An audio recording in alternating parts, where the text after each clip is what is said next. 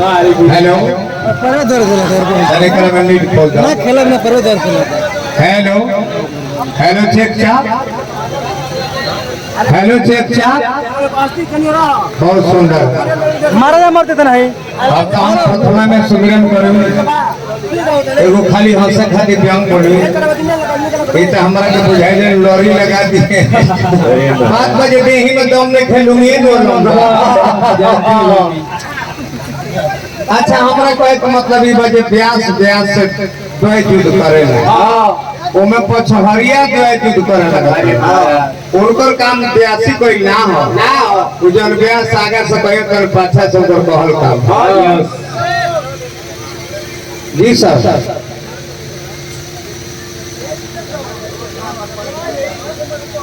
road जाम है थाना प्रभारी की गाड़ी जाने वाली है आप थोड़ा रोड को खाली कर दीजिए आप सभी भाइयों रोड को खाली कर दीजिए गाड़ी लगाए हैं तो जो भी अगर बीच सड़क पे गाड़ी लगाए हैं आप वो अपनी अपनी गाड़ी को थोड़ा अगल बगल कर लीजिए ताकि एक गाड़ी को निकलने की जगह हो जाए भाई कृपया ध्यान दीजिए अन्यथा हमारे थाना प्रभारी साहब हवा खोल देंगे तो लेने का देना पड़ जाए अब हमारी के दुगोला अभियंता कमलवास के बाद कि दुगोला हो पछरिया लग सकता नहीं थे एक बोलर लड़वा सब पर रही सवाल पंखे वाली तो मैं पहले ही कमेटी से कह चुका था कि आप दोनों तरफ पंखा लगा दीजिए पहले ही कहा किसी तरह से मनवाइए और दोनों तरफ पंखा लगवाइए तो कमेटी का काम है पंखा ले जाना तो दौड़ कर आए पंखा उठाने के लिए नोच चोट कर तार भी खराब कर देता है वो ज्वाइंट किया गया है ना यस यस बोलता मिस्त्री से ये घर लाइए कमेटी से मैं बोला अच्छा कमेटी तो बोल दी कि हम ला रहे हैं तो कहाँ लेकर आए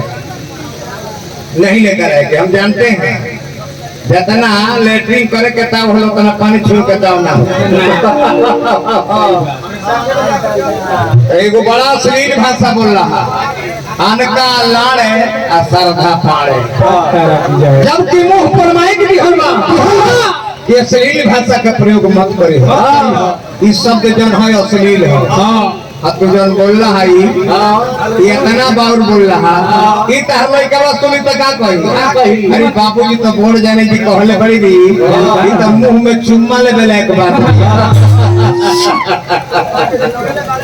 गलती ना बनी है ई सब भाषा मत बोलो 100 गो फूल के एक सूत्र में बांध के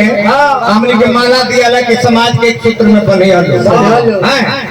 आ मुंह पर माइक दियाला कि लायक बात बनी हलो पगड़ी बांध दिया जले के समाज के प्रतिष्ठा रखे हलो तो समाज के प्रतिष्ठा ही है रखला है जानकार लड़े सर भपाड़े घरे जाने के तरकुल के बेना नहीं थे अलग अलग समाज में पंखा खोले बाबू बोले अनहरिया में बेटा ना ढेर बप्पा हो